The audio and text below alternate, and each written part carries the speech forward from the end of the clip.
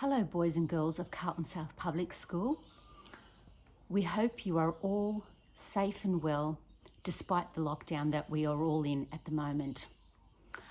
I still come to school a few days a week and it is so quiet. There are not many children at school here. We really miss all of your faces and we miss talking to you. This week is Education Week. And even though we are not at school, we are still celebrating this event virtually. The theme for this year is lifelong learning. If your parents have looked at the school e-news app, you will see that we have asked you to think about what lifelong learning is. Have a look at the school e-news app.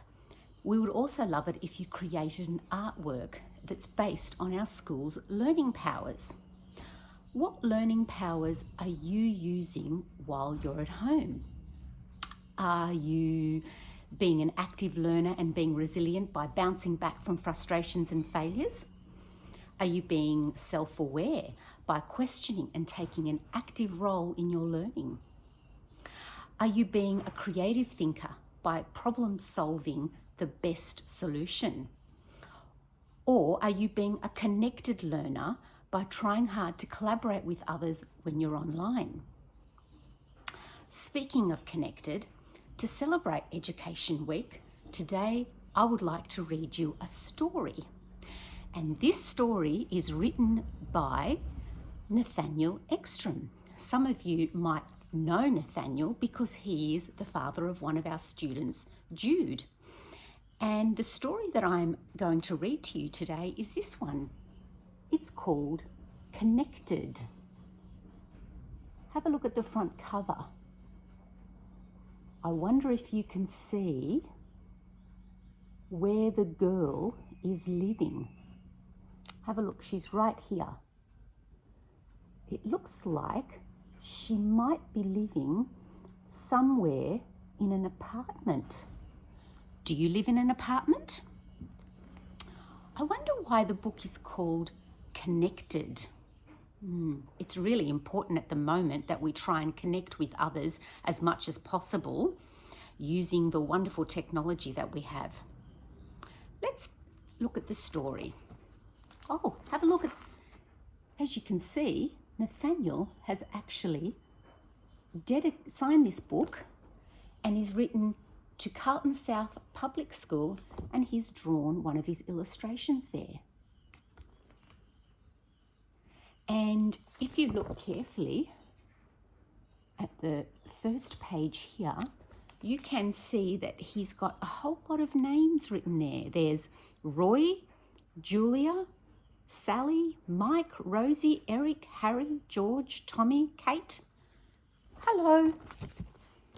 Maybe they might be some of the characters that we might meet in this story.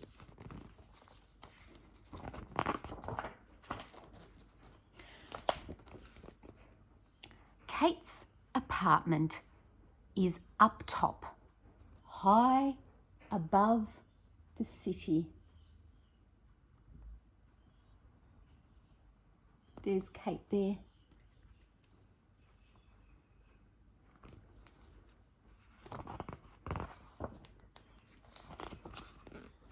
She can hear Tommy singing. Oh my, it's not pretty.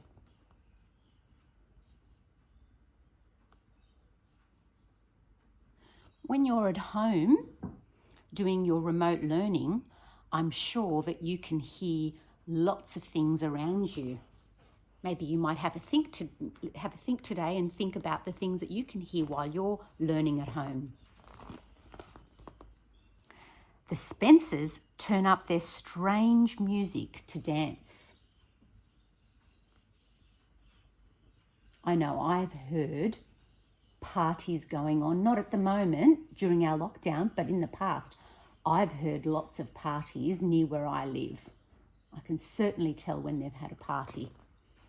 Bump, bump, bump. Distracting, curious Rosie while she waters her plants.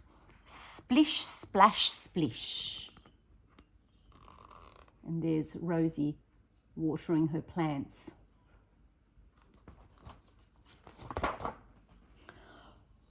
All that downpour, now Eric's fishbowl is overflowing.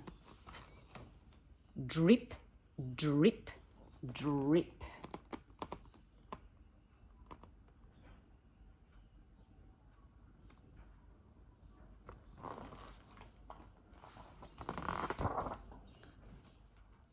And why won't Sylvia's new hairdryer stop blowing and blowing?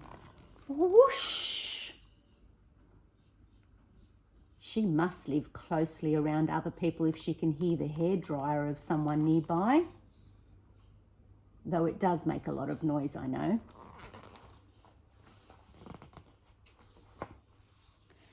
That's because George, the magician, is quite good. Presto!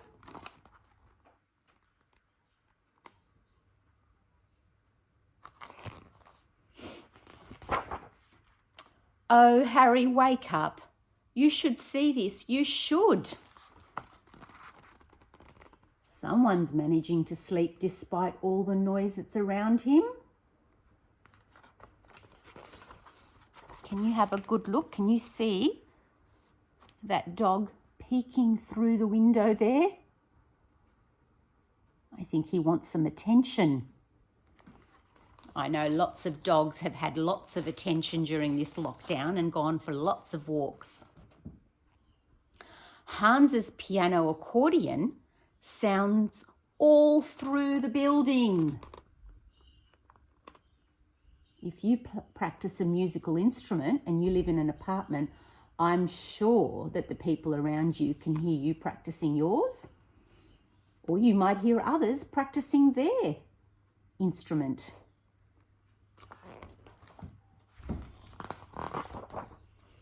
It's too much for Sarah. Her ears need some shielding. Meanwhile, looks like she's listening to some music herself to try to drown out the sounds that she hears all around her.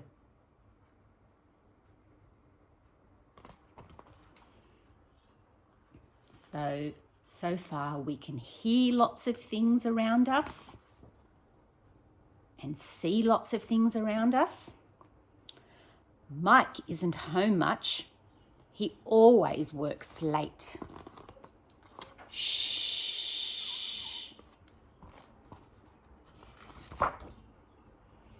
The Hildebrand sisters think airmail is great.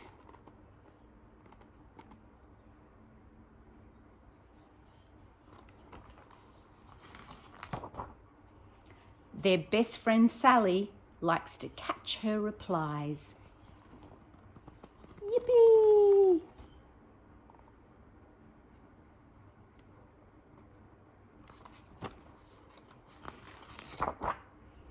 That sweet smell means Mrs. Smith is baking one of her great pies.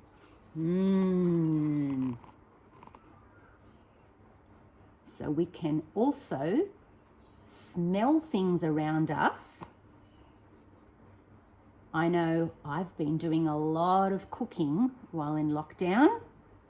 Have you been doing lots of cooking? That looks delicious. Julia says Mrs. Smith's pies have the best taste ever.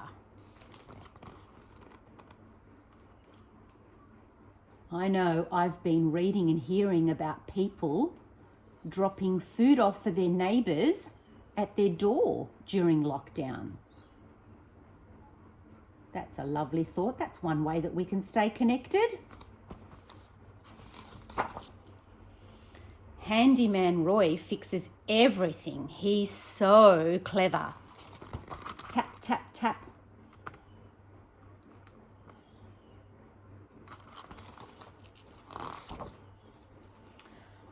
Through all of their senses, that's how they're connected. We're all a lot closer than you probably expected. And if you have a look here, Nathaniel has dedicated this book to Jude. It says, for Jude. And if you open up here, it's got all of the characters that we met in the story. And they're all connected. I wonder, how are you connecting with others during this period? Are you talking to your grandma or grandpa on the phone using FaceTime?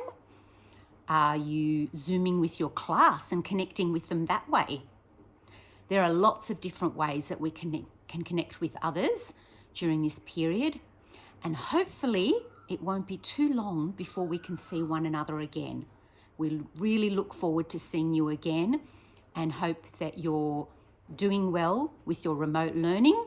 Keep working hard, and don't forget to have a look at the School eNews app for all of those activities that we've got planned for Education Week. We'd love to see your artwork, and we'd love to hear your student voice about lifelong learning and our learning powers.